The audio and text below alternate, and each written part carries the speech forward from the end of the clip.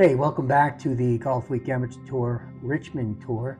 My name is Ralph, and I'm just here for another instructional video. Just a member that wants to help. Anyways, today's topic, we want to talk about post-round operations and standard operating procedures and things to look for. So stay tuned and we'll get right into it.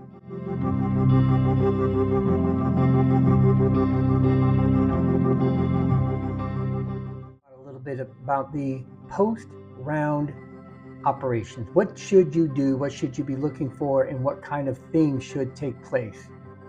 During the round, there are going to be different scorekeepers and different methodologies for that score. Someone is going to keep score electronically on the telephone, which is going to be the Golfweek Amateur Tour live score. That score is going to be reported or should be reported after every hole. You'll update the leaderboard electronically. There's also going to be a paper copy that's going to be kept.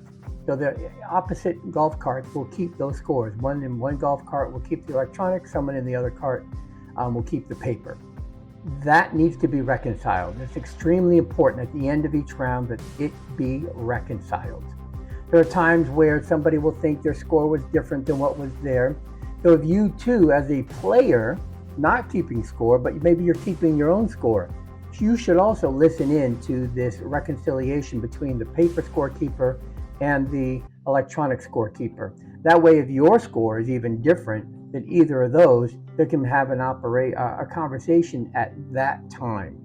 Once those scores are handed in, once that paper copy has been verified to the electronic version by the tour director at the end of the round, then that score is final and there are no changes afterwards at that point. Some of our competitions have what's called a pole. A pole is when you are a flag stick away from the cup on your par threes. So if you hit the ball that's close, lay the flag stick down on the ground. If your ball is within the length of that pole, then whoever is keeping the paper score should have a pole score sheet as well, and your name should be written on hole. So if the par 3 is on hole number 5 and you hit the ball there, make sure that the scorekeeper has written your name under the score number 5. Also, if the pole sheet is not available, simply write their name on the paper scorecard under hole number 5 and make an annotation there. So that way the tour director will know that that individual qualifies for part of the pole prize money. If you have been given a pole score sheet with the regular paper scores and that pole sheet is not turned in and all the monies have been paid, the tournament is over, then you will not receive your money. It is important that that pole sheet is turned in. Coming up to the tour director after the round saying, hey, I got a pole, if it's not written on the sheet and the sheet is not turned in, then you are not going to get paid for it. So please be very careful and be very mindful of where that sheet of paper is and to make sure that it gets turned in through the tour director.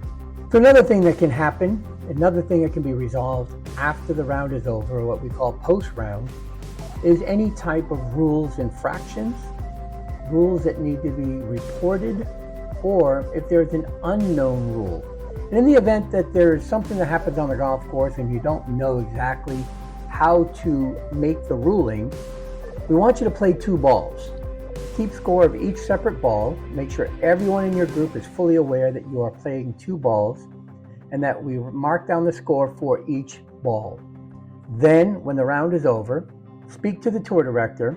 Your group will go and speak to the tour director and let them know the events that led up to the question in the rules, what you guys did, how each ball was played, and at that time the tour director will make a determination based on the rules of which ball is going to count for that particular score.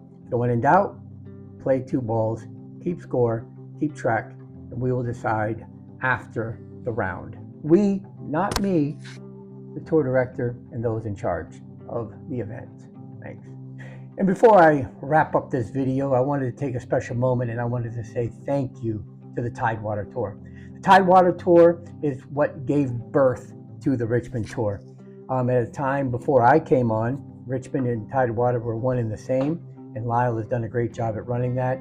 And now that Sean has taken over in the Richmond Tour, we also want to always thank and recognize the Tidewater Tour and the work that those people have done in making the Richmond Tour possible.